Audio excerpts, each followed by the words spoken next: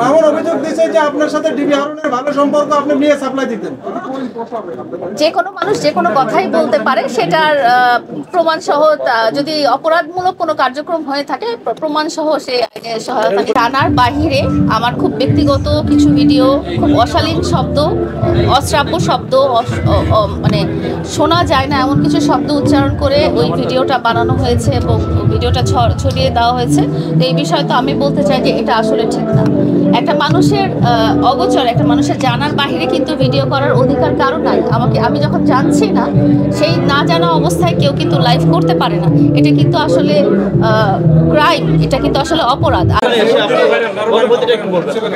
লাবণ্য award অনুষ্ঠানে এসে তো আমার খুব ভালো লাগছে, কারণ হচ্ছে যে আমি গতবারও এসেছিলাম সেম অ্যাওয়ার্ড অনুষ্ঠানে এবং এখানে সবাইকে, যারা উদ্যোক্তা আছেন বা যারা নতুন নিজেদের জায়গা করে নিতে চাচ্ছেন, ব্যবসাতেই বলেন বা যেখানেই বলেন না কেন, তাদেরকে অ্যাওয়ার্ড দেওয়া হচ্ছে এবং যে কোনো অ্যাওয়ার্ডই হচ্ছে মানুষকে অনুপ্রেরণা দেয়। সো অনুপ্রেরণাদায়ক একটা অনুষ্ঠানে আসতে পেরে তো অবশ্যই আমার ভালো লাগছে। তার চেয়ে বেশি ভালো লাগছে যে এতজন মানুষের সাথে আমার দেখা হচ্ছে, এতজনের সাথে আমার পরিচয় হচ্ছে, যারা পুরনো তাদের সাথে আমার দেখা হচ্ছে।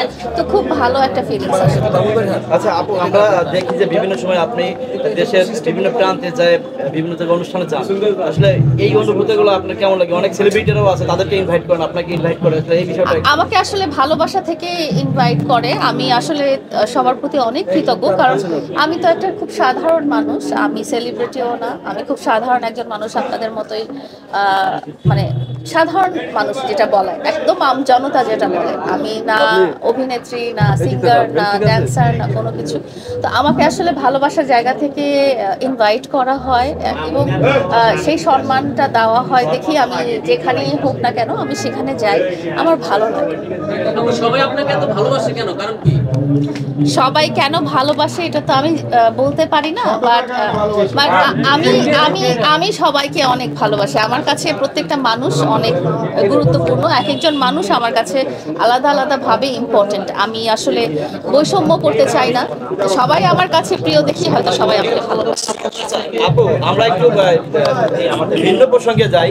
আপনি মামুনের বিরুদ্ধে এবং আপনার বিরুদ্ধে উকিল নোটিশও আসছে বিভিন্ন বিষয় নিয়ে। আসলে এই যে সোশ্যাল প্ল্যাটফর্মে যেই কথাগুলো ভেসে আসছে, বিভিন্ন ধরনের নেগেটিভিটি ছড়াচ্ছেন, আসলে আপনার নামেও এসেছে, আসলে এই ব্যাপারটা নিয়ে আসলে কি বলবেন? এই ব্যাপারটা নিয়ে আমি যিনি পাঠিয়েছেন তাকে আসলে আমি ধন্যবাদ জানাই, যে আসলে সামাজিক অ্যাওয়ারনেস ক্রিয়েট করা দরকার।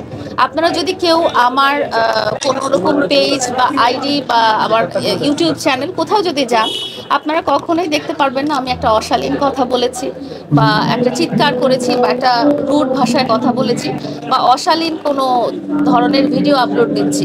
কিন্তু অনেকে আছেন যারা আমাদের ভিডিও ইউজ করে ক্যাপশনটা একটা খারাপ ক্যাপশন দিয়ে দিলেন, বা একটা অনেকে আছেন যে অশালীনভাবে ভিডিও ধারণ করলেন, সেটা সম্প্রচার করলেন। তো সেটার এগেনস্টে যে অ্যাওয়ারনেস ক্রিয়েট হয়েছে সেটার জন্য আমি সাধুবাদ জানাই এবং আমি বলছি যে এটা আসলে খুব ভালো একটা পদক্ষেপ। কারণ আমাদের সবাইকেই সামাজিকভাবে সচেতন হতে হবে। সামাজিক যোগাযোগ মাধ্যমটা আসলে সবাই দেখে, ছোট বাচ্চা থেকে শুরু করে আমাদের মারাও দেখেন। তো এখানে এমন কোনো কিছু করা যাবে না যেটা যেটা আসলে সামাজিক না। সোশ্যাল মিডিয়া বলতেই বোঝাচ্ছে সামাজিক যোগাযোগ মাধ্যম। তো অসামাজিক কোনো কিছু যেন আমাদের কোনো ভিডিও নিয়ে বা আমাদের কোনো খারাপ পজিশন নিয়ে কেউ যেন আপলোড না করেন বা কোনো এই ধরনের না দেন, কি বলে এটা, ক্যাপশন না দেন, এমন কোনো অসামাজিক ল্যাঙ্গুয়েজে কোনো ক্যাপশন না দেন বা আমাদের কোনো ভিডিওকে এমনভাবে তুলে না ধরেন যে সেটা যেন অসামাজিক হয়ে যায়। কিন্তু আমি এটা পরিষ্কারভাবে বলতে চাই যে আমার কোনো আইডি বলেন বা চ্যানেল বলেন বা পেজ বলেন, সেখানে আপনারা আজ পর্যন্ত কখনো কোনো অশালীন ভিডিও বা শব্দচয়ন দেখতে পাবেন না। আপু, লায়লা মামুনের সাথে আপনার যে কর্মকাণ্ডগুলো সোশ্যাল প্ল্যাটফর্মে আসছে, সেখানে আপনার কোনো দায়বদ্ধতা আছে? আমি বলতে চাই যে সেখানে আপনারা যে বিষয়টা নিয়ে আলোচনা করছেন সেখানে সম্পূর্ণ আমার অগোচরে, আমার জানার বাহিরে আমার খুব ব্যক্তিগত কিছু ভিডিও, খুব অশালীন শব্দ, অশ্রাব্য শব্দ, মানে শোনা যায় না এমন কিছু শব্দ উচ্চারণ করে ওই ভিডিওটা বানানো হয়েছে এবং ভিডিওটা ছড়িয়ে দেওয়া হয়েছে। তো এই বিষয়ে তো আমি বলতে চাই যে এটা আসলে ঠিক না। একটা মানুষের অগোচরে, একটা মানুষের জানার বাহিরে কিন্তু ভিডিও করার অধিকার কারো নাই। আমি যখন জানছি না, সেই না জানা অবস্থায় কেউ কিন্তু লাইভ করতে পারে না। এটা কিন্তু আসলে ক্রাইম, এটা কিন্তু আসলে অপরাধ। আমি জানছি না এই অবস্থায়, আমার খুব ব্যক্তিগত অবস্থায় হতে পারে আমি টি শার্ট পরে মালদ্বীপে ঘুরতে গেছি, সেটা অন্য জিনিস, কিন্তু আমি জানছি না সেই অবস্থা আমি উঠছি, বসছি, খাচ্ছি, যেটা করছি সেটা আমার অগোচরে আপনি লাইভে এটা ছড়াই দিতে পারেন না। আমার মনে হয় এটা একটা অপরাধ। মামুন, আর আপনার বিষয়টা এটা দেশের জনগণ বা জাতি এটা বলছে যে সামাজিক অবক্ষয়, আপনারা সামাজিক অবক্ষয় ছড়াচ্ছেন। সামাজিক শিশু বাচ্চা হতে বুড়ারা পর্যন্ত এখন সোশ্যাল মিডিয়ায় অ্যাক্টিভ, তো আপনারা সামাজিকভাবে এগুলো নেগেটিভভাবে প্রচার করছেন কেন? আমি যদি আপনাকে আমার আগের উত্তরেই ফিরে যেতে বলি যে আপনি যদি আমার পেজে যান বা আমার আইডিতে যান বা আমার ইউটিউব চ্যানেলে যান, কোথাও আপনি দেখতে পাবেন না যে এমন কোনো অসামাজিক কোনো কন্টেন্ট, কোনো ভিডিও বা কোনো বক্তব্য বা কোনো ক্যাপশন দেওয়া আছে। করে কেউ যদি অসামাজিকভাবে সম্প্রচার করে তাহলে সেটা দায়বদ্ধতা সম্পূর্ণই আসলে সেই সব চ্যানেলের, সেই সব পেজের, সেই সব আইডির। আমাদের না, আমি শুধু আমার কথাই বলবো, আমার কোথাও আপনারা অশালীন কোনো কিছু খুঁজে পাবেন না। আচ্ছা,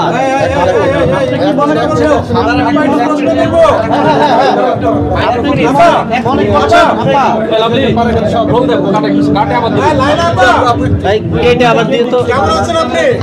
আপনার তো অনেক পেইড সাংবাদিক আছে, এটা কি সত্যি কথা? সাংবাদিক ভাইরা দেশের জন্য কাজ করেন, গণমাধ্যম ভাইরা কিন্তু দেশের জন্য কাজ করেন। আপনি বেছে বেছে সাংবাদিকদের সাক্ষাৎ করছেন। এখানে যদি এতজন ভদ্রলোক যদি বেছে বেছে হন তাহলে তো আসলে আমার বলার কিছু নাই। বাট আমি যেটা আমি ফোন করেন, এটা কি সত্য?